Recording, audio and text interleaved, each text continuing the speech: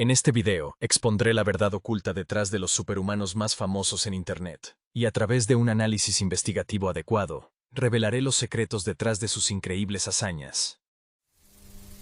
You're watching Rayman 7. David Blaine doblando barras en una prisión.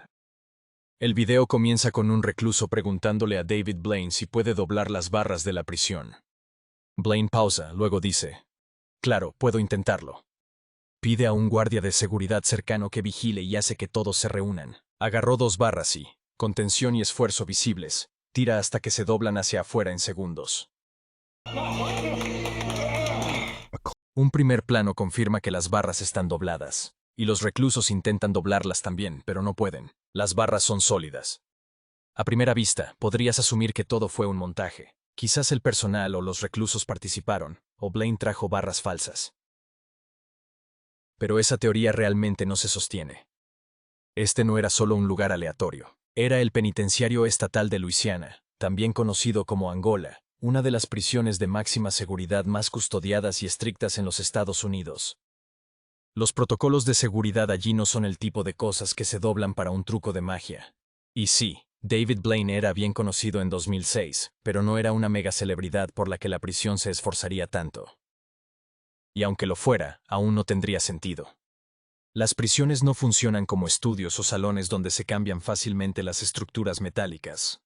Esta es una prisión. No puedes simplemente entrar y secretamente instalar barras trucadas hechas de tubos de aluminio, aleación flexible o material de núcleo de espuma sin activar una docena de alarmas. Y si eso no basta para descartar la teoría del truco, mira el final del video. Verás a los propios reclusos intentando doblar las barras, y no pueden. Si esas barras fueran genuinamente blandas o manipuladas, se habrían doblado para cualquiera. Pero no lo hicieron, lo que hace aún más claro que las barras no están trucadas. Si examinas de cerca las barras de la prisión, notarás algo muy revelador. Ninguna de las barras circundantes muestra signos de óxido, excepto por el área exacta donde las 2 barras están dobladas. Y el óxido aparece solo en el punto de doblado de ambas barras. Ahora, hablando lógicamente, si David Blaine realmente hubiera doblado las barras en tiempo real, incluso si la pintura se hubiera raspado debido a la presión, el óxido no se formaría instantáneamente. Así no es como funciona la oxidación. En el ambiente de alta humedad de Luisiana, el óxido típicamente tarda al menos de 24 a 48 horas en comenzar a formarse en acero expuesto, y aún más tiempo en volverse visiblemente notable. Así que el hecho de que el óxido ya esté presente en la ubicación exacta del doblado, sugiere fuertemente que el daño ocurrió mucho antes de la actuación de Blaine. Así que Blaine simplemente aprovechó ese daño preexistente, presentándolo como si lo hubiera causado a través de pura fuerza. Pero si las barras ya estaban dobladas, ¿por qué no se vio antes de que las tocara? La respuesta radica en cómo se usaron la perspectiva y la iluminación para enmascarar el doblado hasta el momento exacto del truco. Cuando un objeto cilíndrico como una barra de metal se dobla ligeramente en un eje y se ve de frente, la curva se vuelve casi invisible, un fenómeno llamado acortamiento. Blaine se colocó justo frente a las barras, alineado con la vista del espectador. Desde ese ángulo, el doblado estaba efectivamente oculto. Pero cuando agarró las barras y las giró ligeramente mientras tiraba hacia afuera, el doblado ya existente fue de repente rotado a la vista.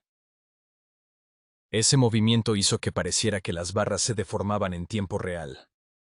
Combinado con su visible esfuerzo y reacción de agotamiento, completó la ilusión.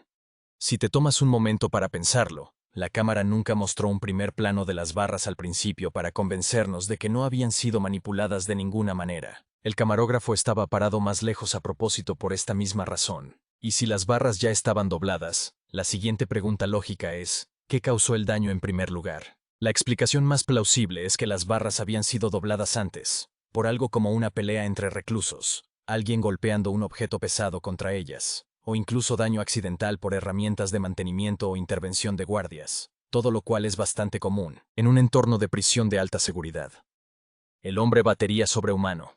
Este es Slaviša Pekić, mejor conocido por su llamativo apodo Viva Struja. Este caballero serbio ha pasado décadas asombrando al público como el hombre inmune a la descarga eléctrica. ¿Tocar cables eléctricos con las manos desnudas? Sin problema. ¿Freír una salchicha pasando 220 voltios a través de ella mientras la sostienes? Fácil. Se le ha apodado el hombre de la batería y hasta el hombre de 20.000 voltios. Los electrizantes trucos de Viva han sido presentados en programas de televisión e incluso en competencias de talento de realidad.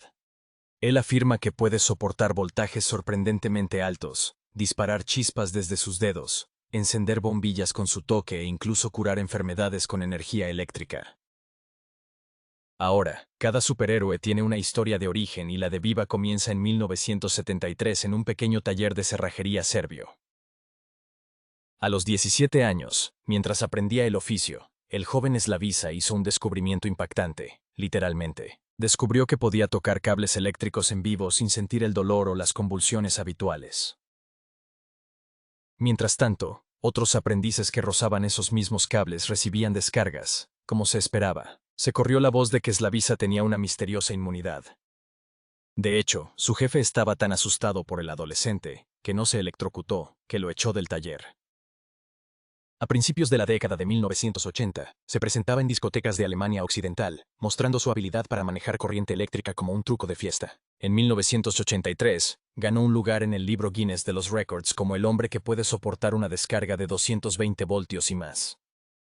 Ahora, 220 voltios son bastante impresionantes, pero en algún momento, la historia se exageró. Los medios locales a menudo afirmaban que Viva sobrevivió a 20.000 voltios para su récord Guinness. Luego, en 2003, volvió a aparecer en Guinness al usar su cuerpo para calentar agua casi hasta hervir más rápido que nadie. Comenzó a afirmar que podía acumular electricidad dentro de su cuerpo y controlar el voltaje a voluntad. A pesar de todo este sensacionalismo, un hecho estaba claro desde el principio. Viva Struja no es solo una persona promedio de la calle, así que en 2012, un equipo de jóvenes científicos en Belgrado, incluidos investigadores del Instituto de Física de Serbia y miembros de una sociedad que promueve la ciencia, invitaron a Viva a un experimento controlado. Efectivamente, pusieron al hombre eléctrico bajo el microscopio, midiendo las propiedades eléctricas de su cuerpo y haciéndolo realizar sus trucos clásicos bajo observación. Lo que encontraron fue iluminador. Viva tiene una fisiología cutánea muy inusual conocida como displasia cutánea. Su piel es más gruesa y seca que lo normal y carece de glándulas sudoríparas. También es lampiño en la mayor parte de su cuerpo. En términos prácticos, su piel es extremadamente mala para conducir electricidad, lo cual es algo bueno para él. La piel seca y gruesa sin sudor, que es salada y conductora, significa una resistencia eléctrica muy alta. Viva básicamente vino con un par de guantes de goma incorporados.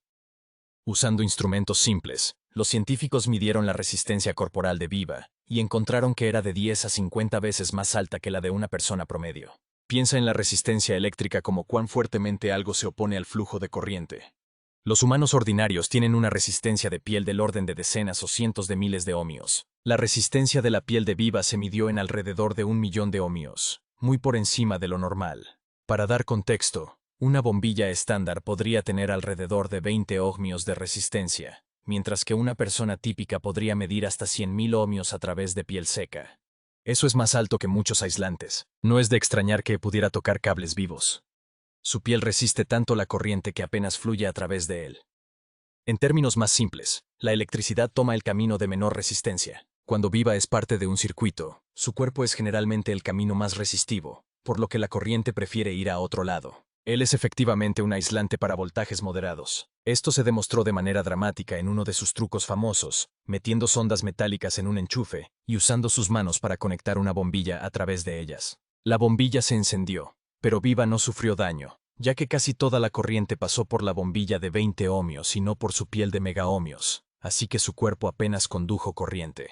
A los ojos del circuito, el cuerpo de Viva era como una resistencia casi infinita, por lo que la electricidad lo ignoró.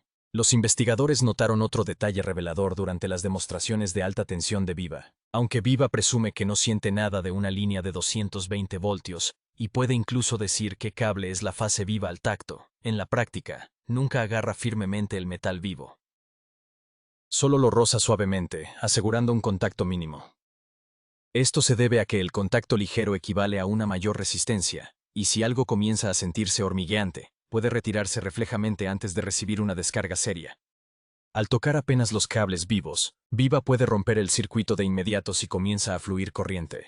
¿Qué hay de esas afirmaciones de soportar 20.000 voltios? Entender la diferencia entre voltaje y corriente es clave. El voltaje es la presión que empuja la electricidad, mientras que la corriente es el flujo real de carga eléctrica. El alto voltaje puede ser peligroso, pero es la corriente la que realmente causa daño a tu cuerpo. Gracias a su alta resistencia, Viva logra mantener la corriente baja incluso cuando la corriente es alta, incluso a voltajes moderadamente altos. Además, muchos de los impresionantes números de voltaje que se mencionan en sus demostraciones involucran dispositivos de alto voltaje y alta frecuencia, por ejemplo, bobinas de Tesla o transformadores especializados que generan muchos voltios pero a corrientes muy bajas. Como resultado, 20.000 voltios de una bobina de Tesla pueden deslizarse sobre la piel sin causar daño, mientras que 220 voltios de un enchufe de pared a 50 Hz son mucho más letales si generan una corriente significativa a través de órganos vitales. El truco de Viva es que su piel evita que incluso la red de 220 voltios empuje mucha corriente a través de él. Y cuando juega con voltajes realmente altos, generalmente es en escenarios diseñados para limitar la corriente. Conociendo la alta resistencia de la piel de Viva, científicos en Belgrado probaron si sus poderes podían falsificarse. El investigador Neminja Đorđević se puso guantes de látex básicos, nada especial, y repitió el famoso truco de Viva, cocinando un hot dog usando 2 tenedores conectados a un enchufe de 220 voltios. Con los guantes puestos, tomó cada tenedor, convirtiéndose en parte del circuito. La salchicha chisporroteó, Neminja no, porque la electricidad fluyó a través de la salchicha, que tenía menor resistencia, no a través de él. El experimento demostró que la piel seca de Viva es solo la versión natural de los guantes de goma. Luego, el equipo abordó otro truco popular, el truco de Viva de rayos de los dedos. Viva se para en una plataforma aislada, con un pie, y se conecta a un transformador de alto voltaje especial. De repente, puede disparar una chispa desde su mano para encender dramáticamente un trozo de algodón empapado en gasolina. Pero los científicos replicaron esto también, y resultó ser incluso más fácil que el truco del hot dog, y ni siquiera se necesitaban guantes para este. Esto se debe a que cuando una persona está conectada a un terminal de un transformador de alto voltaje y se encuentra sobre una superficie aislada, su cuerpo se carga mucho pero permanece seguro debido a la baja corriente. En el caso de Viva, está conectado a tal transformador, y cuando acerca su dedo a un objeto conectado a tierra, salta una chispa, encendiendo el algodón inflamable colocado cerca. Este es el mismo principio utilizado en demostraciones de bobinas de Tesla y electrostáticas comunes en museos de ciencia. El equipo científico de DPPN, incluyendo al físico Dr. Milovan Zubakov, reprodujo el truco usando la misma configuración. Su única nota fue que la falta de vello corporal de Viva mejora ligeramente la calidad de la chispa. Pero de lo contrario, cualquiera que use una fuente de alto voltaje y baja corriente segura puede realizar este truco. Viva también utiliza bobinas de Tesla para encender bombillas o tubos de neón al sostenerlos cerca de su cuerpo. Estas demostraciones, aunque visualmente impresionantes, son experimentos de física estándar. La corriente de alta frecuencia viaja sobre la piel o a través del aire y es segura cuando se controla. La afirmación más audaz de Viva era que podía cargarse como una batería y descargar electricidad en otros sin ninguna fuente de energía externa. Se frotaba las manos, adoptaba una pose y luego electrocutaba a alguien. Si eso fuera cierto, violaría algunas leyes fundamentales de la física. Los seres humanos no son capacitores en ningún grado significativo. Podemos mantener una pequeña carga estática, como al arrastrar los pies sobre la alfombra, y electrocutar un picaporte, pero no el tipo de corriente sostenida para bombillas o para dar descargas terapéuticas a voluntad. Sin embargo, Viva realizó repetidamente este acto, especialmente durante sus supuestas sesiones de sanación, lo que llevó a muchos a preguntarse cómo lo hacía. Los científicos en Belgrado también querían saber. Durante su examen, desafiaron a Viva de manera educada pero persistente sobre esta habilidad de acumulación. Inicialmente, Viva fue reacio a demostrar sin la configuración habitual del escenario, pero insistieron, y no pasó mucho tiempo antes de que Viva fuera atrapado. Así es como sucedió. Antes de cargarse, Viva se puso un cinturón alrededor de la cintura, y le dio a un miembro del equipo una varilla de metal para sostener, diciéndole que era para la conexión a tierra. A medida que Viva comenzaba su rutina, los observadores notaron que se distraía con el cinturón. Fue entonces cuando notaron que algo no encajaba. Cuando le pidieron quitarse el cinturón, Viva se volvió evasivo. Finalmente, bajo suficiente escrutinio, lo quitó de mala gana. Y he aquí, dentro del cinturón había un generador eléctrico de alta frecuencia oculto. En términos simples, era una fuente de energía oculta, básicamente un dispositivo portátil que puede generar una corriente eléctrica con cables que iban a Viva y al electrodo del paciente. Incluso tenía un dial para ajustar la intensidad de la corriente. Ahora, hablemos un poco sobre el aspecto de pseudociencia de la historia de Viva Struge. Durante años, Viva operó como un sanador eléctrico, ofreciendo lo que podríamos llamar terapia de choque, no la que se hace en hospitales, sino la variedad de bricolaje. Colocaba electrodos en los clientes o incluso solo usaba sus manos y enviaba corrientes a través de ellos. Anunciaba alivio o curas para una larga lista de dolencias: dolores de cabeza, sinusitis, dolor en las articulaciones, reumatismo, ciática, obesidad, lo que sea. Si eso suena demasiado bueno para ser verdad, es porque lo es. No hay evidencia científica creíble de que las descargas eléctricas de Viva o de cualquier persona puedan derretir grasa selectivamente o curar infecciones o arreglar permanentemente condiciones crónicas como el reumatismo. Sí, la estimulación eléctrica se utiliza en la terapia física legítima para ciertas cosas, como la estimulación muscular o el alivio del dolor en algunos casos. Pero esos son tratamientos cuidadosamente calibrados y aplicados por profesionales médicos autorizados. Incluso afirmó que algunos médicos le referían pacientes. Su justificación para hacer esto sin licencia era básicamente: solo estoy ayudando a la gente, y que podía personalizar la terapia de choque mejor que los dispositivos médicos estándar. Esta es la lógica clásica de un charlatán, posicionándose como un extraño con un toque especial que supera el equipo basado en la ciencia. Afortunadamente, cuando Viva finalmente colaboró con el equipo científico, le dejaron claro que continuar con esta pseudomedicina sin la debida autorización era inaceptable. Se espera que ese mensaje haya quedado claro. Aquí hay otro de los trucos favoritos de Viva: electrocutar a todo un grupo de personas solo por tenerlas de la mano. Ahora, claro, podrías asumir que su cinturón trucado está haciendo el trabajo pesado aquí, y tendrías razón, pero la ejecución tiene un gran defecto. Mira de cerca a la mujer a la izquierda de Viva. Ella ni siquiera está tocando su piel. Ella está sosteniendo la manga de su chaqueta. El problema es que el algodón es un mal conductor. Básicamente es un aislante, lo que debería romper el circuito por completo, así que a menos que esté sosteniendo algo más, esta descarga grupal no debería funcionar. Teóricamente, si ella hubiera hecho contacto directo con la piel, como la mujer a su derecha, entonces una vez que el generador de alta frecuencia se activara, Viva podría completar un circuito cerrado y enviar corriente fluyendo de una persona a la siguiente en la cadena. Así es como funcionan estas demostraciones. La corriente fluye a través de cada persona, de mano a mano, y eventualmente regresa al generador o a un punto de tierra. La sensación que sienten es la corriente de alta frecuencia recorriendo la superficie de su piel. Es un cosquilleo, tal vez da un pequeño golpe, pero es mayormente inofensivo. Pero aquí está el truco. Si haces zoom en su chaqueta, notarás una tira blanca cosida en el borde exterior de su manga. Ahora, avanza rápidamente a otro clip del mismo evento cuando realiza el truco de electroterapia con los mismos voluntarios. Esta vez, conecta un extremo de un cable a esa misma tira blanca y le entrega el electrodo al grupo. De repente, todo tiene sentido. La mujer no solo estaba sosteniendo su manga por diversión. Ella estaba agarrando el cable de tierra oculto que salía del generador. La corriente pasó por la mano derecha de Viva, recorrió la fila de voluntarios y salió por el cable de tierra oculto en su chaqueta, que ella sostenía. Cabe destacar que el caso de Viva no es único en el mundo.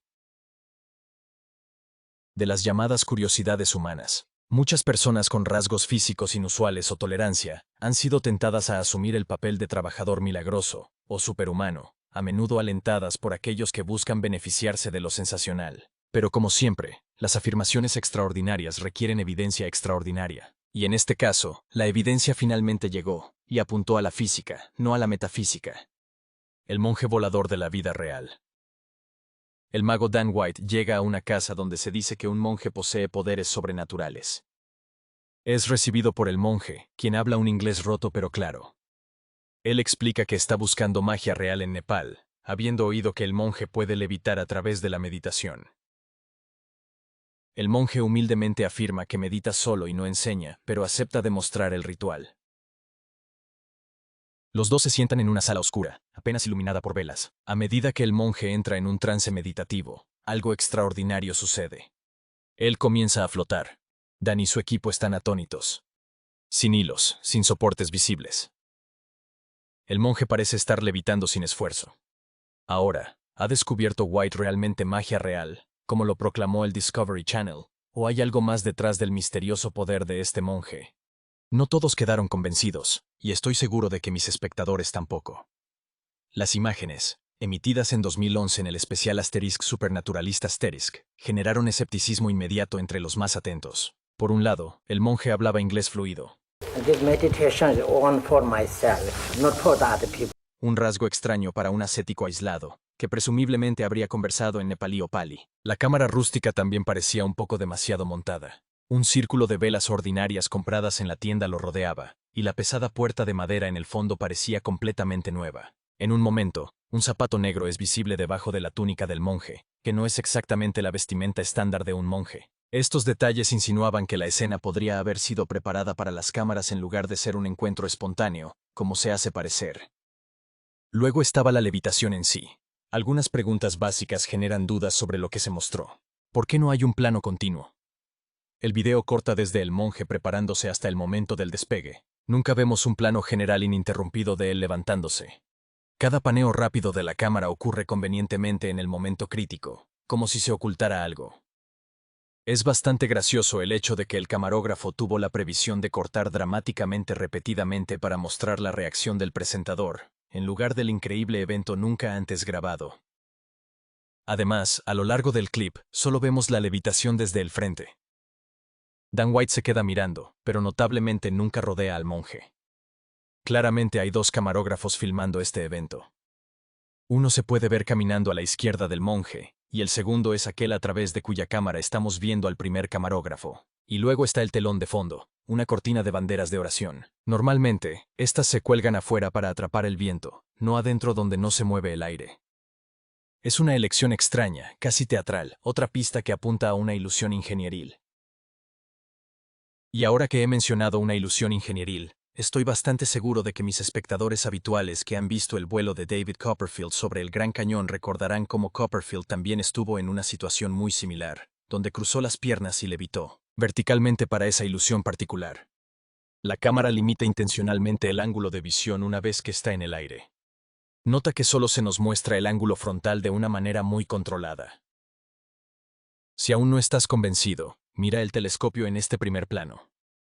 Una sombra de una varilla se mueve a través de él, sincronizándose perfectamente con su movimiento vertical. Ahora, por supuesto, cuando lo comparamos con la levitación del monje, no encontramos ningún tipo de sombra de una varilla en el telón de fondo detrás de él que pudiera sugerir que se utilizó este método. Pero si comparas el entorno de Copperfield con el del monje, hay una diferencia obvia. Copperfield está actuando afuera bajo el sol. Dado que el sol es una fuente de luz extremadamente brillante, proyectó una sombra que era visible. Pero en el caso del monje, no solo está adentro, tiene velas a su alrededor, sin una sola fuente de luz. Como resultado, incluso si hubiera una sombra, sería casi imposible de ver. La sombra proyectada por una vela sería cubierta por la luz que proviene de una vela en el lado opuesto. Ahora hay otra ilusión similar realizada por Sylvain, quien es conocido como el rey de los magos en Italia. Ha realizado numerosas hazañas de levitación en la televisión, y una en particular es esta, donde se sienta con las piernas cruzadas y levita del banco, verticalmente. Una vez más encontramos la similitud de una pared existiendo justo detrás del individuo que está levitando, implicando una vez más un sistema de contrapeso o un brazo electromecánico oculto detrás de él. Algunos dirán que no hay soporte detrás de él, simplemente porque se pasa un aro alrededor de su cuerpo. Pero si miras más de cerca desde el lado, el anillo no se está moviendo exactamente sobre él. En cambio, está esquivando ese mismo soporte. Para proporcionar más evidencia, puedes ver la rendija en la pared a través de la cual está pasando la varilla. No solo eso, el banco en el que está sentado tiene un evidente espacio justo aquí, para que no interfiera con la varilla. Y la última, la más innegable pieza de evidencia de una viga de soporte levantándolo, es la sombra claramente visible en la parte inferior derecha del vídeo, sincronizado una vez más perfectamente con el movimiento de su cuerpo yendo hacia arriba, al igual que en la levitación de David Copperfield. Basado en la considerable cantidad de evidencia que tenemos de levitaciones similares realizadas por Copperfield y Sylvain, es lógico llegar a la conclusión de que el monje utilizó un mecanismo muy similar, uno que involucra un asiento oculto y una varilla de soporte, ambos, de los cuales están posicionados y gestionados discretamente con la ayuda de un asistente. Y detrás de esta cortina está ese mismo asistente, que tiene un brazo de contrapeso montado en una estructura que puede moverse usando las ruedas adjuntas en la parte inferior, como puedes ver. Una vez que el monje se sienta con las piernas cruzadas y se le aconseja al equipo de filmación que se mantenga a distancia, está sentado lo más cerca posible del fondo para minimizar las posibilidades de exponer este equipo. Mientras filman, el asistente del monje desliza la plataforma, justo debajo de él. Eso se hace haciendo que el monje se incline ligeramente hacia adelante, justo lo suficiente para que haya un pequeño espacio entre sus glúteos y el suelo, permitiendo que el asiento se mueva por debajo. Una vez que está correctamente sentado en él, el asistente empuja manualmente el otro extremo hacia abajo. Ahora ten en cuenta que el brazo de contrapeso no está fijado al suelo, está sobre ruedas. Eso explica por qué, cuando inicialmente comienza a levitar, el monje se desplaza ligeramente de izquierda a derecha al empujón inicial del asistente, solo después de lo cual puede empujarlo hacia arriba de manera estable. Además, si prestas atención al fondo, puedes ver un espacio justo aquí entre las cortinas. Ese espacio permite que el brazo de contrapeso se mueva verticalmente hacia arriba sin afectar demasiado la tela del fondo. El problema que tengo con esta particular levitación realizada por el monje es el hecho de que no está afirmando ser un mago y se presenta como alguien que tiene poderes a través de la meditación. Y justo al final de este episodio, suelta el cliché absurdo. And remember this, keep your mind open and always continue to learn. I can't think of that technical term. Oh, yeah, it's bullshit. Algunas audiencias que carecen de alfabetización científica confunden la ciencia real con el misticismo y están fuertemente influenciadas por las representaciones de levitación en la cultura pop. No matter how smart or well-educated you are, you can be deceived. Conceptos como la meditación trascendental en los años 70 solo alimentaron esas creencias. Así que cuando ven a un monje flotando en un video, el sesgo de confirmación los lleva a aceptarlo como un milagro que la ciencia no puede explicar. El superhumano telequinético probado por la ciencia. El presentador de Superhumanos de Stan Lee, Daniel, visita a Guy Bavley para investigar si sus afirmaciones de poseer telequinesis son reales o no. Después de ser escéptico sobre los poderes de Guy, el presentador le pide que demuestre sus habilidades. Guy toma una cuchara, mueve su mano sobre ella, y está rota sin ser tocada. Luego coloca otra cuchara sobre un salero, y la mueve nuevamente usando sus supuestas habilidades telequinéticas. It's time to play things by my rules. Aún sin estar convencido, el presentador lo lleva a una ferretería para probar sus habilidades con objetos al azar. Le pide a Guy que mueva un soporte de metal. Guy lo coloca en el suelo, mueve su mano, y se mueve nuevamente. Luego, suben la apuesta. En lugar de usar metal o mover su mano alrededor del objeto, coloca una tabla de madera sobre un marcador y, sin ningún movimiento de la mano, derriba la tabla. A continuación, el presentador le pide que doble una llave, esta vez asegurándose de que no se involucre calor. Una cámara infrarroja monitorea los niveles de calor, y Guy aún así la dobla. Incluso hace que el presentador cierre la llave en su mano, y cuando se vuelve a abrir, la llave está claramente más doblada que antes. I'm at a loss. I have no idea where to go with this. Luego involucran a un científico para probar su actividad cerebral, pero antes de la prueba, Guy realiza algunas hazañas telequinéticas más, como pedirle al presentador que cierre los ojos y cuente cuántas veces siente que lo tocan mientras Guy solo mueve su mano cerca. Incluso sin contacto, el presentador dice que sintió 6 toques. En otro momento, Guy acaricia una pluma en la nariz del científico, y de alguna manera el presentador también lo siente. Para la prueba final, Guy está conectado a una máquina EEG. Un bolígrafo está equilibrado sobre una copa de vino, y justo enfrente de todos, él lo mueve. I was still skeptical, but when your hands were back. Cuando revisan los datos del EEG, hay un pico agudo de onda gamma en el momento exacto en que se movió el bolígrafo, supuestamente probando que él es real. Pero, por supuesto, después de ver las aparentemente reales habilidades telequinéticas de Guy, pensarías que se haría famoso en todo el mundo, un legado legítimo, a diferencia de Uri Geller, de tener verdaderos poderes psicocinéticos. Pero como sabes, eso no sucedió. Este video fue publicado hace 11 años, y con el tiempo, la creencia de la gente en sus poderes nunca realmente se afianzó. Dado que mencioné a Uri Geller, estoy bastante seguro de que lo primero que se te ocurrió es por qué Guy no aceptó el desafío de $1 millón de la Fundación James Randi para probar alguna habilidad psíquica. Aparentemente en el programa, pudo convencer a un científico. Entonces, ¿por qué no a James Randi? Es curioso cómo, para demostrar, el tipo tiene una habilidad sobrehumana extremadamente rara. Elige aparecer en un programa que no tiene credibilidad. Y no soy el primero en señalar esto. He is interviewed by this guy, My name is Daniel Browning Smith. who is a kindergarten dropout with flexible superpower on f***ing History Channel. Shouldn't knowledge channels be in the business of spreading f***ing knowledge? Para ser honesto, la única cosa inteligente que Daniel dijo en este video fue esto. No wires wrapped around this? How's that? Eso es porque si analizas los primeros 3 movimientos de objetos que Guy hizo con telequinesis, los 3 clips tienen una cosa en común. Su mano siempre está muy cerca del objeto que pretende mover. La mayoría de los magos habría notado de inmediato qué truco usaba, pero para quienes no conocen los Asterisk Loops Asterisk, son hilos elásticos extremadamente finos. Están atadas en un círculo y generalmente se usan en la muñeca del mago. En esta demostración, se usa una banda elástica en su lugar para mostrar cómo se maneja. Una vez que estés listo para usar el bucle, agarras un extremo y lo traes hacia adelante para que se envuelva alrededor de tu mano. Esto crea un espacio entre tu palma y la cuerda, lo que permite que los dedos de tu otra mano la estiren. Saber esto facilita entender cómo Guy Bovely preparó la cuchara.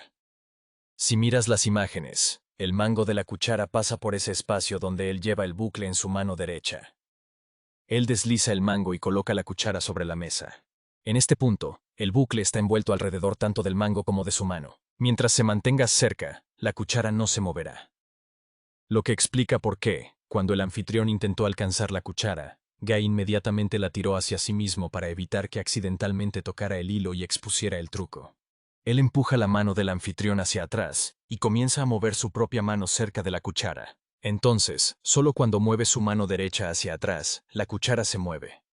Ten en cuenta que, tras girar la cuchara en sentido horario, el Asterisk Loop Asterisk se desliza de debajo del mango porque ya no puede sostenerse. En este punto, puede dejar que el anfitrión agarre la cuchara y revise si hay hilos. Ahora recuerda, el lazo todavía está envuelto alrededor de su mano derecha. En este momento, cuando su mano izquierda se acerca a la derecha, puedes verlo agarrar un extremo del lazo con su pulgar izquierdo y posicionar el hilo frente al cuenco de la cuchara, luego tirarlo hacia sí mismo, permitiendo que gire. Después de que suelta, el hilo se mueve de nuevo a su mano derecha, pero la cuchara sigue atrapada en medio. Por eso, él cuidadosamente saca la cuchara usando su mano izquierda para evitar que se enrede con el lazo. El soporte de metal que movió en el suelo utiliza el mismo principio. El lazo todavía está en su mano derecha. Coloca el soporte de modo que el Asterisk Loop Asterisk se enrolle alrededor de él. Él mueve su mano cerca del soporte, y cuando la retira, el soporte se mueve un momento después. Podrías pensar que usa otro método porque el soporte no se mueve al ritmo de su mano, pero así es como funciona el elástico. Cuando tira su mano hacia atrás, el hilo se estira hasta su límite. Solo después de eso se mueve el soporte, y continúa deslizándose hasta que la tensión se debilita y se detiene. Ahora el siguiente truco, donde empuja la tabla equilibrada sobre el marcador, es simplemente ridículo. A primera vista, pensé que intentaba hacerlo flotar, sobre todo cuando la tapa negra se confundía con su abrigo. Honestamente, eso habría sido un mejor truco que lo que realmente hizo. Ese marcador que supuestamente acaba de encontrar en la tienda y decidió usar es literalmente un accesorio mágico que puedes comprar directamente en AliExpress. El marcador en sí es el truco. Tiene un vibrador en miniatura escondido dentro, y una vez que presionas el botón, activa la vibración de forma inalámbrica, así que cualquier objeto que esté equilibrado o colocado encima caerá. Si prestas mucha atención a su mano derecha justo antes de que intente moverla con su mente, presiona el botón del control remoto inalámbrico, justo aquí en este momento. Ahora, para realizar el truco de doblar la llave, hay 2 métodos populares. El primero es el que James Randi usó mientras desacreditaba los trucos estúpidos de Uri Geller. Back in the year, mumble mumble, many years ago, I was challenged to replicate a trick that Uri Geller, remember him, did for Barbara Walters on TV. Now, Geller had bent Barbara's key, a key about like this. She describes it as being done with psychic powers, this trick, and she was obviously very impressed with it. Let's look at the first part of this video and see just what this old codger, somewhere around 33 years ago, was up to. Let me show some things he did with me. And I'm a pretty honest person, okay? I mean, we all know it. I understand that, no yes. kidding. This is my house key. Uri Geller took it. Let's take this other one. It's a matching key. He went like this with it, with his finger. That's all. No pressure. And the key bent. You can see that. And I've carried it around because I found that I'm a believer now. He also, people in the audience said that their keys bent. Well, I can't prove that, but I can prove that mine did. Here is my identical key. Touch it and make it bend. Now, do we have another piece of metal? I need another piece of metal. He didn't use metal, he just used his finger. No, that's very true. That's very true. But I want to show you a comparison. Okay, give me another key. That's now, this is the bent one. Now, which camera is taking this? Can we get a close-up here now? All right, now, that's the original okay, bent you can one. see the bent one here. There is a definite bend in here. Is that right? Okay. Now watch. Watch it very carefully. I am going to see if I can, this is a different one from this one. This one's a duplicate, am I correct? Right. This one has a stamp on it saying 207 West something. This doesn't have a stamp on it. You see the little stamp on it there? Yeah. Would you hold the end of it very lightly in between your fingers, Barbara? And I'm just going to stroke it. Now, I'm not putting enough pressure on it to bend it. No. Okay. I'm just going to stroke it with my fingers very lightly like this. Now, look at the bend that's in the other key. No, I won't take my eyes off this key. Very good. I'm glad to hear you say that. Would you show it to the camera, please? Now, is it bent as much as this key or not? Are you going to keep this key too, Barbara? On your keychain? Lo que hizo James Randi fue simple. Al llamar la atención sobre la llave, Uri Geller supuestamente la había doblado. Tomó la segunda llave en su mano derecha, la acercó al borde de la mesa, aplicó presión y la dobló. Luego cubrió la sección doblada con su pulgar para evitar exponerla de inmediato. Se la entregó a Bárbara para que la sostuviera de un extremo, y reveló lentamente el doblez que había creado momentos antes. Pero en el caso de Guy Bobley, si analizas de cerca notarás una contradicción con el método de James Randi. Guy sostiene la llave abiertamente, a la vista, sin necesidad de cubrir el doblez con su pulgar, y aún así la llave se dobla.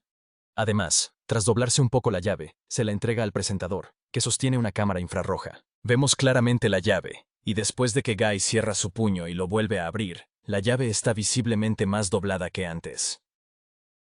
Esto implica un método diferente, el segundo que mencioné, que requiere que la llave en sí esté manipulada. La llave que usa Guy Bobley fue traída con él a la tienda por departamentos. Nunca ves al presentador darle una llave al azar. En cambio, hay un corte abrupto directamente a la escena donde Guy ya la está sosteniendo. La llave manipulada se llama Shift, una llave que se dobla sola vendida por Illusionist. Se dobla cuando se aplica calor, ya sea de las manos del artista o del puño cerrado del voluntario. McKinnon ha demostrado cómo esta llave se dobla dentro de la mano y no regresa fácilmente a su forma original. Es bastante rígida. Esto explica por qué no apareció nada inusual en la cámara infrarroja. El calor requerido para doblar la llave fue simplemente absorbido del cuerpo del artista o del voluntario, y fue suficiente para la tarea. Ahora este próximo truco es un truco común de mago, conocido como el toque invisible, y hacerlo mientras los ojos del voluntario están cerrados no hace nada para apoyar su afirmación de poderes telequinéticos. Cualquiera que entienda cómo funciona el toque invisible, sabe que se basa en la dualidad de la realidad. Lo que nosotros, los espectadores, vemos es una cosa. Lo que el voluntario con los ojos vendados o cerrados experimenta es algo completamente diferente. Dado que sus ojos están cerrados, dependen solo del tacto y el sonido. El mago les dice que se concentren solo en cuántos toques sienten, no en cuándo los sintieron y a veces dónde los sintieron. Así que mientras vemos que Guy nunca hace contacto, asumimos que una fuerza invisible los tocó. Pero si los ojos del voluntario estuvieran abiertos, sabrían exactamente qué buscar. Y lo que notarían es un hilo invisible rozando su mano mientras Guy mueve sus manos. En este caso, no está usando un lazo, es un hilo invisible regular sostenido entre ambas manos, dándole ese movimiento de gesto amplio y torpe alrededor del voluntario. Ahora, en la segunda variación del toque invisible, donde acariciar una pluma en la nariz del científico supuestamente hizo que el anfitrión también lo sintiera, es básicamente el mismo método, pero esta vez Guy usa lazos. Para entender cómo, veamos rápidamente a David Blaine realizando la misma rutina con Jamie Foxx y su hija. Él mueve su mano sobre sus rostros sin tocarlos, luego toma una carta y la raspa sobre la nariz de su hija. Cuando le pregunta a Jamie si sintió algo, Jamie dice que sí. Presky. David nunca tocó a Jamie, pero tenía un lazo en su mano derecha, y con su pulgar izquierdo dentro de él, estiró el hilo y lo raspó sobre la nariz de Jamie. Los ojos de Jamie estaban cerrados, así que no pudo ver lo que realmente sucedió. Mientras tanto, el público vio a David rozar la nariz de su hija. David luego hizo una simple pregunta de sí o no. ¿Lo sentiste? Decir que sí hizo que pareciera que Jamie sintió el toque en ese momento exacto, aunque claramente no lo hizo. Si la pregunta hubiera sido, ¿sentiste que te toqué ahora mismo?, la ilusión del toque invisible no habría funcionado tan bien. Ahora aquí es donde los productores de Superhumanos de Stan Lee fueron engañosos. Editaron el momento en que Guy Bavley raspó el hilo del lazo sobre la nariz del anfitrión, y solo mostraron la parte donde se acarició la pluma en el científico. En el caso del movimiento del bolígrafo, un hilo delgado está unido al bolígrafo usando cera de mago. El otro extremo está conectado a su cuerpo. Puedes verlo claramente manejar el bolígrafo, colocarlo y equilibrarlo sobre la taza. Si no lo hubiera tocado, no hay forma de que pudiera haber configurado esta supuesta ilusión de telequinesis. Y como todos sus trucos, este también es completamente manejado por Guy.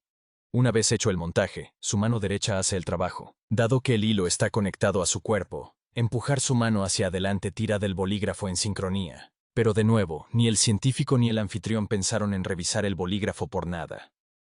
Simplemente estaba allí frente a ellos. Ahora, al final del programa, la razón completa por la que declararon a Guy Bavely un superhumano fue por el resultado del EEG, un dramático pico de ondas gamma que apareció justo cuando supuestamente el bolígrafo se movió a través de la telequinesis. Según los científicos presentes, ese tipo de pico solo ocurre durante actividad cerebral intensa o convulsiones. Y así, Guy estaba siendo aclamado como alguien que podía mover objetos con su mente. Pero espera. Hay un gran defecto en esta demostración, de hecho varios. Primero, una máquina de EEG mide la actividad eléctrica en el cerebro, solo señales captadas a través de electrodos en el cuero cabelludo. Y el proceso es extremadamente sensible. Incluso un tic facial, un parpadeo o una ligera tensión en la mandíbula pueden causar picos engañosos. Ahora, si miras la configuración utilizada en este llamado experimento, se vuelve aún más ridículo. Los electrodos estaban conectados con cables básicos de grado de consumo colgando en una computadora portátil regular, sin blindaje, sin amplificador médico, nada cercano a un entorno científico controlado. Parecía más un proyecto escolar que una verdadera prueba neurológica. En configuraciones adecuadas de EEG, especialmente al detectar algo tan específico como un pico gamma, necesitas amplificadores de alta impedancia, habitaciones blindadas y software que filtre el ruido eléctrico. Las ondas gamma son las más fáciles de contaminar. Se ven afectadas por el movimiento, el parpadeo, la interferencia, incluso por cables defectuosos. Eso solo debería haber descalificado la lectura. Si acaso, el hecho de que sí captó un pico solo prueba cuán sin filtrar y poco confiable era realmente la configuración. En la ciencia real, esto nunca sería aceptado. Pero frente a una cámara, fue suficiente para convencer a un maldito desertor del jardín Keter de que estaban presenciando un verdadero poder psíquico. Dado que ya estamos desmitificando un montón de trucos de Guy Bavely, ¿por qué no revisar otro? Por ejemplo, en una de sus apariciones en un programa llamado Masters of Illusion, que en realidad es un programa para magos, invitó a dos enfermeras al escenario. Una de ellas le colocó un monitor cardíaco en el pecho, y la otra en los dedos. La enfermera luego les indicó a ambos que se agarraran de su brazo e indicaran el pulso tocando una campana con la otra mano, mostrando que su corazón seguía latiendo. Entonces, después de unos momentos, dejaron de sentir el pulso. Incluso el monitor cardíaco se aplanó, aparentemente demostrando que podía detener su latido, y luego, lentamente, revivirse. El secreto, obviamente, no radica en sus supuestas habilidades telequinéticas, sino en una antigua técnica de restricción sanguínea. Esto se hace escondiendo un pequeño objeto debajo de la axila, a veces un calcetín arrugado, una cuña de goma, o algo similar. Después de eso, el artista presiona sutilmente su brazo contra su torso. El objeto presiona fuertemente contra la arteria braquial, el principal vaso sanguíneo que suministra sangre al brazo. Con la cantidad justa de presión, el flujo sanguíneo más allá de ese punto se reduce drásticamente, o a veces incluso se detiene temporalmente, dependiendo de cuánta presión se aplique. Así que cuando las enfermeras estaban revisando la muñeca, no sintieron nada por esta misma razón. Es solo anatomía y presión. No hay riesgo para el corazón, y absolutamente no hay poderes psíquicos involucrados. Lo que hace que toda esta situación sea aún más divertida es que cuando Guy Bavely finalmente apareció en Penn and Teller Fool Us, aún así no logró engañarlos. Y eso es decir algo, porque en casi cada episodio, al menos un artista se lleva un trofeo. Pero no Guy.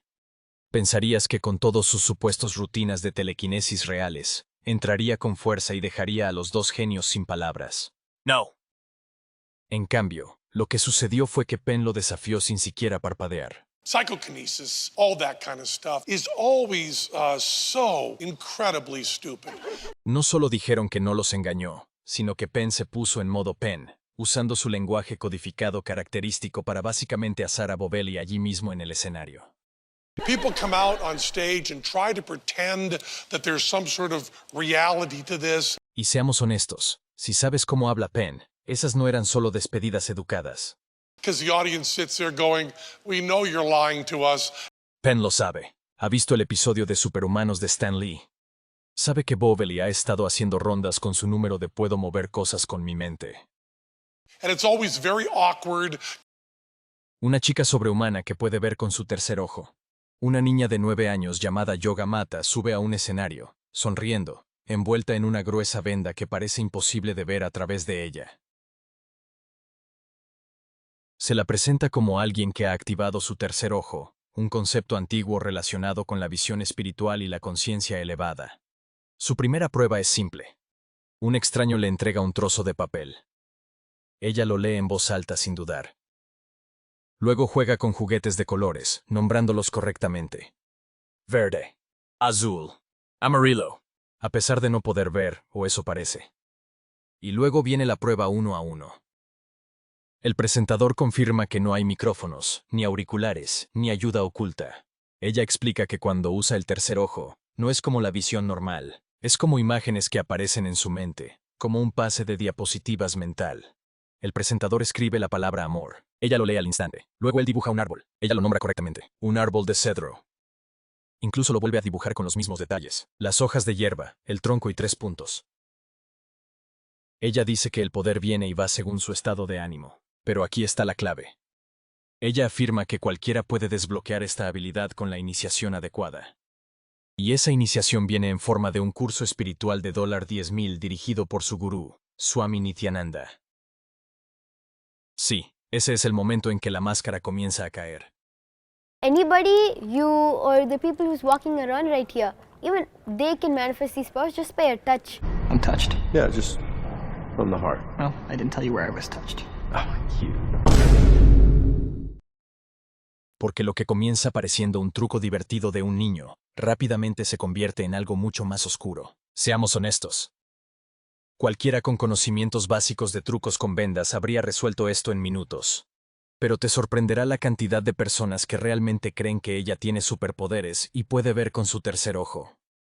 El tercer ojo es un concepto místico vinculado a la percepción espiritual. Se dice que mejora la intuición, proporciona habilidades psíquicas como la clarividencia, y permite una meditación más profunda y conexión con la conciencia superior.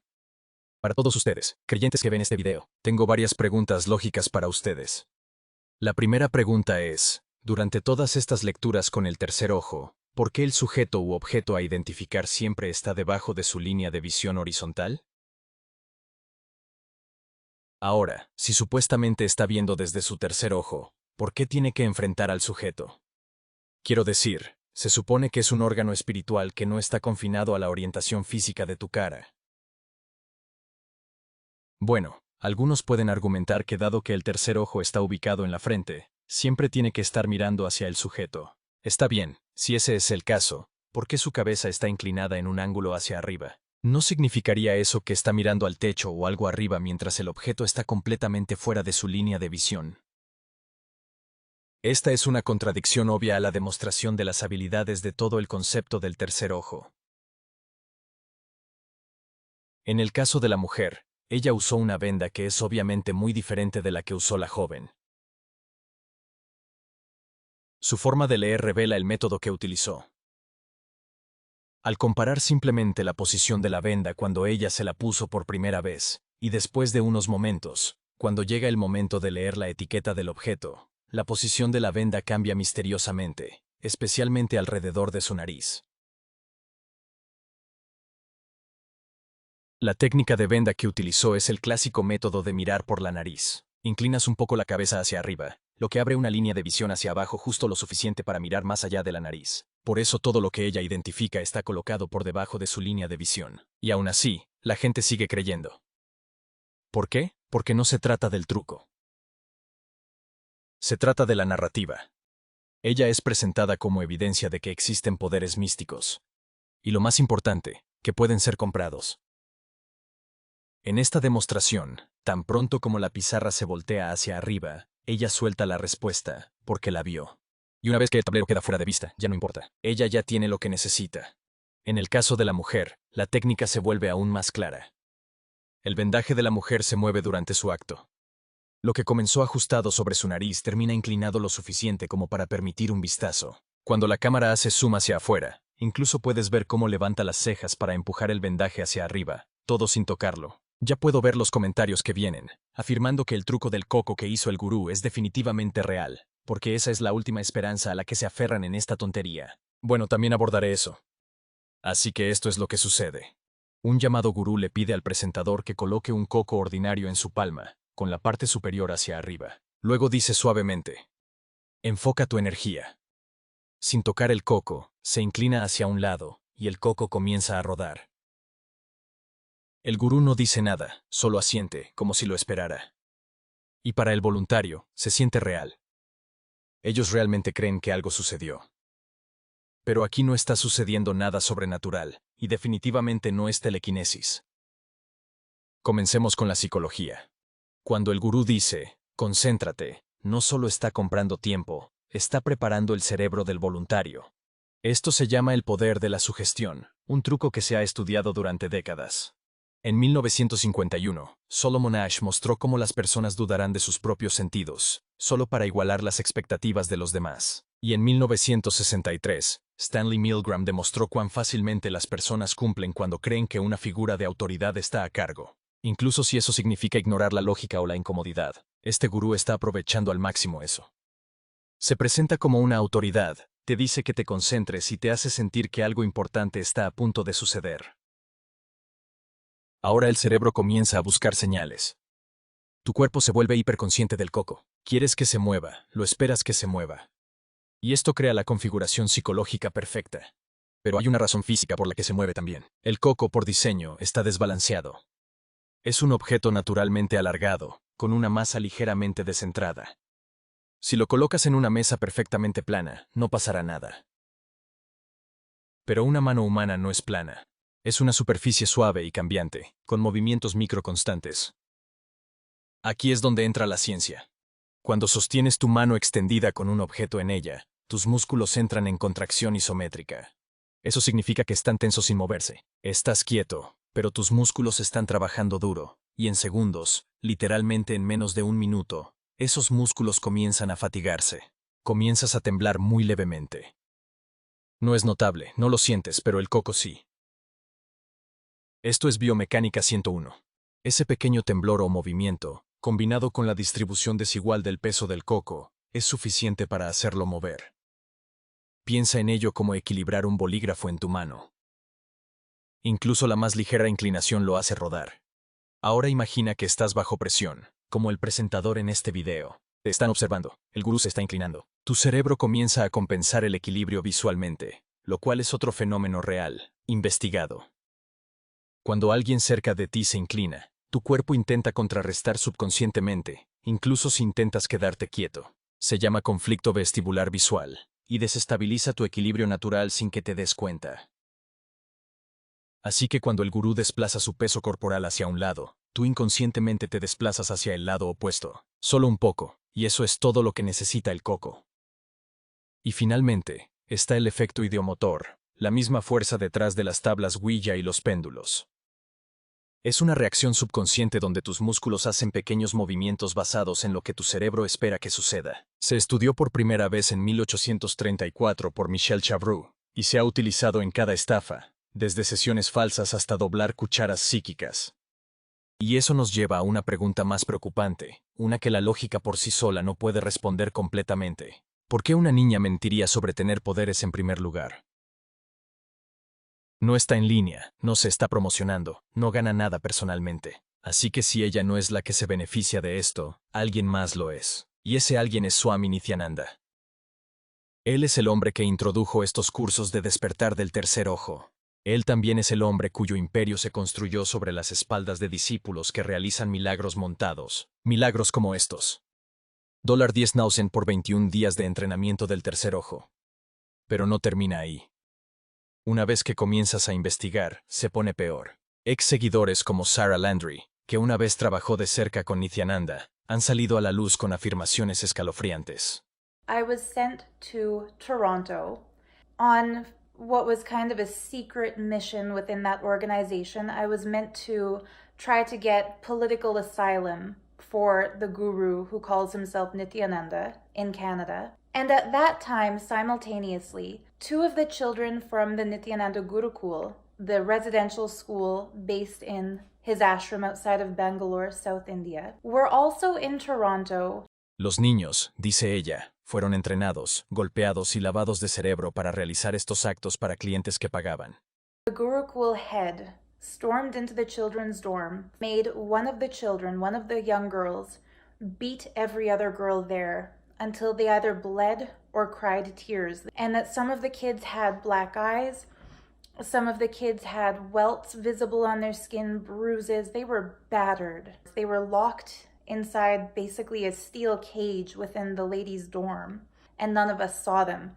Estos llamados milagros no eran más que actos montados utilizados para engañar a los creyentes para que entregaran su dinero, devoción y a veces incluso a sus hijos. The Akashic record readings she was doing was not real. Blindfold reading they were doing was also fake, and that they couldn't really body scan, they couldn't really do remote vision. People made profound life choices based on the answers given to them by these children, giving up their families, giving all of their money as a donation, signing up for programs that cost tens of thousands of dollars because kids told them in Akashic reading that they had to. Esto fue una explotación infantil descarada disfrazada de misticismo.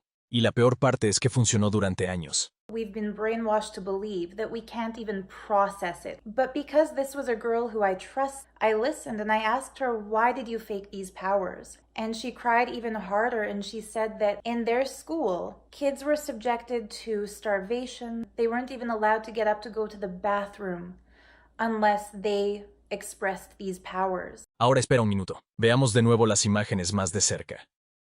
¿Quién es el tipo que está entrevistando a esta joven? Una búsqueda rápida muestra que tiene un canal llamado Frank el Laridi, donde informa sobre los llamados superpoderes, y es bastante posible que le pagaran por hacerlo.